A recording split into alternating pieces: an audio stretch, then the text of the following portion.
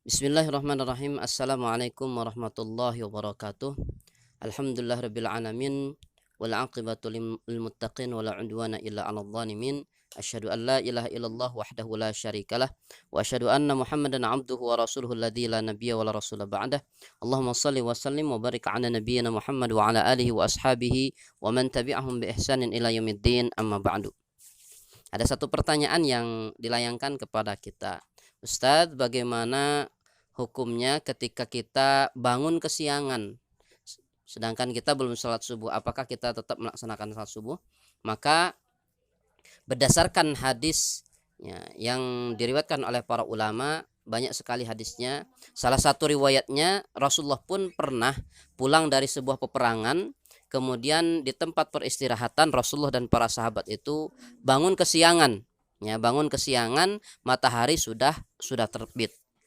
Ketika menyadari kesiangan, bangun setelah matahari terbit, Rasulullah pun segera kemudian mengambil air wudhu, memerintahkan para sahabat sama mengambil air wudhu, kemudian memerintahkan Bilal bin Rabah untuk segera adzan dan beriqamat.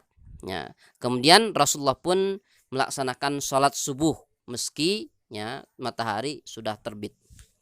Nah, berdasarkan riwayat tersebut, maka tetap kita melaksanakan sholat subuh ketika kita bangun.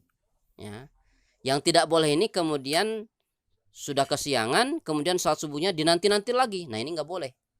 Karena dalam riwayat lain, ini adalah ketika kesiangan itu merupakan sebuah kelalaian. Maka kifaratnya, kata Rasulullah SAW, adalah sholat di waktu kita ingat. Kifaratnya adalah sholat ketika kita ingat atau ketika kita sadar. Bahkan kalau menurut madhabnya Imam Syafi'i, sholat seperti itu dikatakan qadha sholat.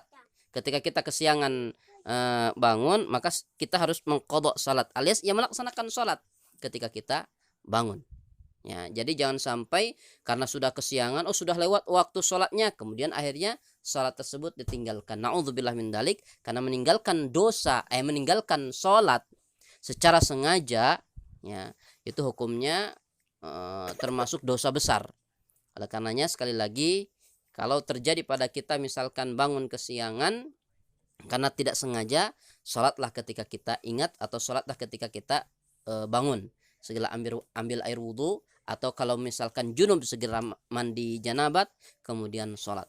Kemudian perbanyak istighfar. Mudah-mudahan kekeliruan atau kelalaian tadi tidak terulang lagi, dan mudah-mudahan Allah Subhanahu wa taala senantiasa mengingatkan kita tatkala datang waktu sholat. Makanya disitulah hikmah azan dikumandangkan setiap kali datang waktu sholat. Mudah-mudahan kita diringankan oleh Allah untuk senantiasa menjawab panggilan Allah Subhanahu wa taala untuk melaksanakan sholat.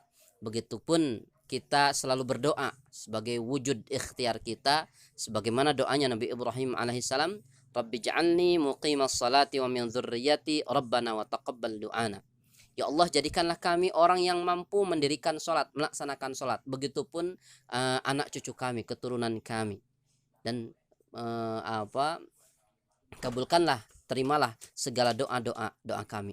Mudah-mudahan Allah Subhanahu wa taala senantiasa mengistiqomahkan kita di atas jalan Islam ini, dan mudah-mudahan kita senantiasa menjaga hak-hak Allah Subhanahu wa taala sehingga kita layak mendapatkan jaminan dari Allah Subhanahu wa taala berupa syurganya nanti di akhirat.